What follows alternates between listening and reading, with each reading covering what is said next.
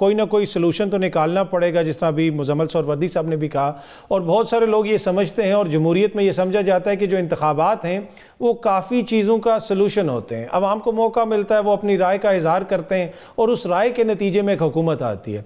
ये जो इंतखाबात अब आने वाले इंतखाबात हैं, क्या आप समझते हैं कि इन इंतखाबात के नतीजे में बहुत सारे सलूशंस निकलेंगे या फिर मज़ीद मसाइल खड़े हो जाएंगे? देखें, सलूशन इसलिए कहा जाता है इंतखाबात को क्योंकि वो एक आइन की हुक्मरानी कायम करता है, लोगों की राय और पार्टिसिपेटिव डेमोक्रेसी जो है उसको अमली जामा पहनाता है ताकि वो लोग इलेक्ट हों और उन लोगों के वोटों से इलेक्ट हों जिन लोगों के असल में मसाइल हल होने हैं। तो यानी कि ताकत का सरचश्मा अगर तो अवाम हो तो जाहिर है फिर जो उनके वोट से आएगा वो उन्हीं को केटर करेगा, उनके मसाइल हल करने की तरफ देखेगा। लेकिन हमने पाकिस्तान की सियासत में ज़्यादातर ये देखा है कि ताकत का सरचश्मा ना सिर्फ के अवाम नहीं होते बल्कि उनके मसाइल हल करने से एक्चुअली इलेक्शंस जीते भी नहीं जाते। तो मसाइल का हल या स्टेबिलिटी जिसकी हम बात करते हैं, क्योंकि जाहिर है जब एक आएगी हुकूमत तो उसका आना भी एक्सेप्ट करना ज़रूरी होगा, चाहे वो आप बातों की हद तक एक्सेप्ट ना भी करें, बट सबको पता होता है कि एक एक्सेप्टेबल लेवल ऑफ डिस्क्रेपेंसी होती है और फिर एक डाका होता है इलेक्शन पे। तो अगर तो ये एक्सेप्टेबल लेवल ऑफ डिस्क्रेपेंसी तक ही बात रही, वो हमेशा ही होती है और आई थिंक 2018 में तो उससे ज़्यादा थी हालांकि।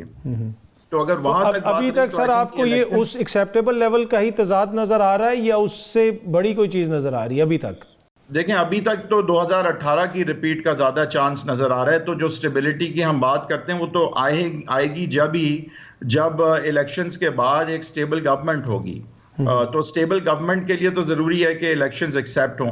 तो बिलफर्ज एक मैं ऐसे ही मफरूज़े के तौर पे बात कर रहा हूँ कि अगर मैंने स्क्रिप्ट लिखना होता है इलेक्शंस का और मैं इमरान खान साहब को एक्सक्लूड करना चाहता तो मैं इमरान खान साहब को तीनों हलकों से इलेक्शन लड़ने देता जेल के पीछे से, ताकि वो कैंपेन करके बाकी सीटें ना जीत सकें। लेकिन वो तीनों लड़ें, तीनों जीतें, 100 सीटें लें, प्लूरैलिटी भी लें और उसके बाद 65 सीटें नून लीग ले ले, 45 पीपीपी ले ले, आईपीपी 10 ले ले, एमक्यूएम 6 ले ले और हुकूमत में ना तो पीएम बने इमरान खान ना तो सीएम पंजाब बने इमरान खान की पार्टी से। ये भी हो सकता है अगर आपने जाके 35 सीटें दे दी इमरान खान को इस माहौल में और तो मेरे ख्याल से वो ज्यादा। सर ये हैदर वहीद साहब, ये जो आपका स्क्रिप्ट है ये तो एक्शन फिल्म वाला स्क्रिप्ट बहुत खतरनाक। लेकिन 100 बंदा वहां पे आ गया, ये तो एक्शन फिल्म ही चलती रहेगी। ये चाह रहा हूं कि election will also have to be to some minimum level be internationally and domestically accepted।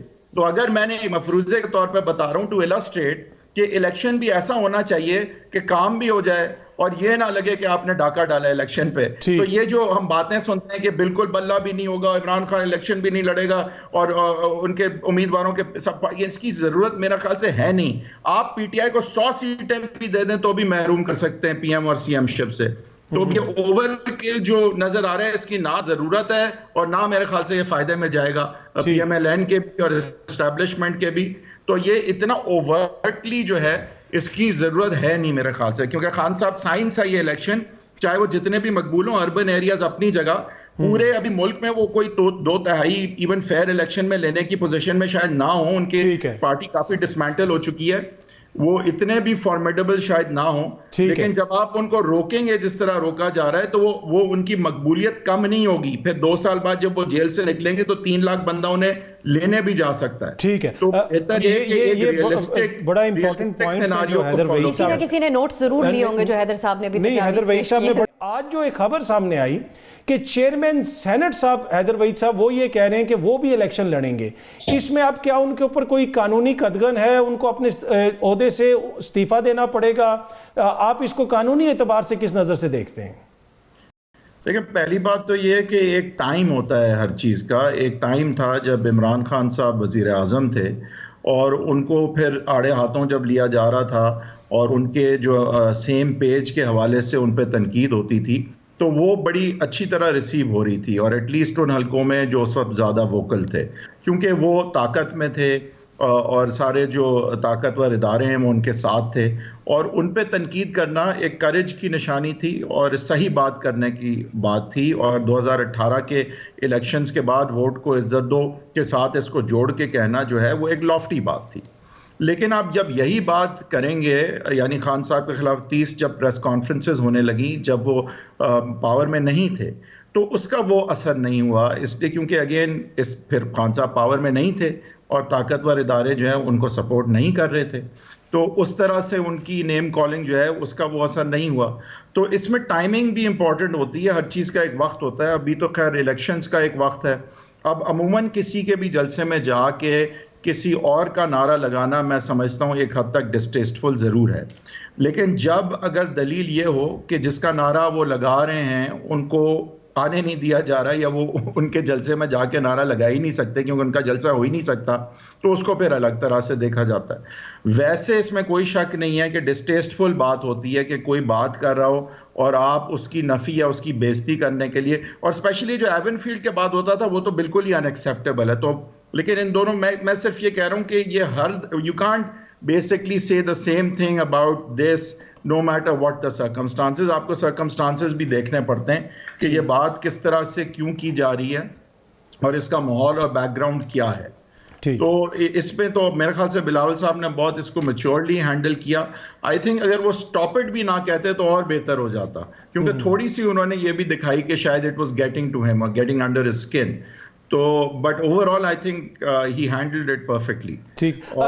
Chairman senate वाला मामला सर, इलेक्शन लड़ने का, जी देखें, चेयरमैन सेनेट साहब जो हैं वो इस वक्त सेनेटर हैं और सेनेटर जो है वो he is already part of the parliament. अगर उन्हें इलेक्शन लड़ना है तो गालिबन मेरे ख्याल से उनको अपने ओहदे से जो है वो हट के फिर इलेक्शन लड़ना पड़ेगा। सेनेटर मिनिस्टर हो सकता है just by virtue of being a senator, और अगर मेंबर ऑफ पार्लियामेंट जो है वो ऑलरेडी होता है, he is not a member of the national assembly, he is a member of the upper house. तो आई डोंट नो कि वो इलेक्शन भी क्यों लड़ना चाह रहे हैं, क्योंकि सेनेटर मिनिस्टर तो हो सकता है, वो वजीर आजम के कैंडिडेट तो है नहीं जिसके लिए कि उनको MNA बनने की ज़रूरत है।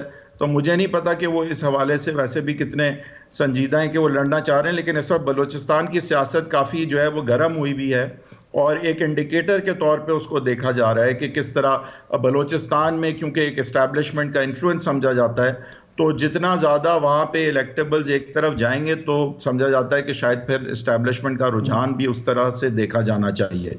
तो इसलिए आई थिंक बलूचिस्तान को इम्पोर्टेंस अभी मिल रही है, लेकिन मेन बैटल ग्राउंड जो है वो बिलाखिर पंजाब, सेंट्रल पंजाब, नॉर्दर्न पंजाब होगा, और I think this election will eventually be decided in that area. जाहिर है कि बेनज़ीर भुट्टो साहिबा भी इलेक्शन जब भी मियाँ साहब को हराती थी तो वो बाकी सूबों की वजह से हरा पाती थी, तो ये सारे सूबे कराची के जिस तरह एक्स्ट्रा सीटें खान साहब को ना मिलती तो वजीर आजम कभी ना बनते। ठीक है, ये और बात है कि वो सेम पेज शायद नंबर 1 रीजन थी वजीर आजम बनने की, लेकिन नंबर 2 अगर रीजन था तो वो कराची में अनएक्सपेक्टेडली उन्होंने दबाव बर्बाद कर दिया। बिल्कुल, दीगर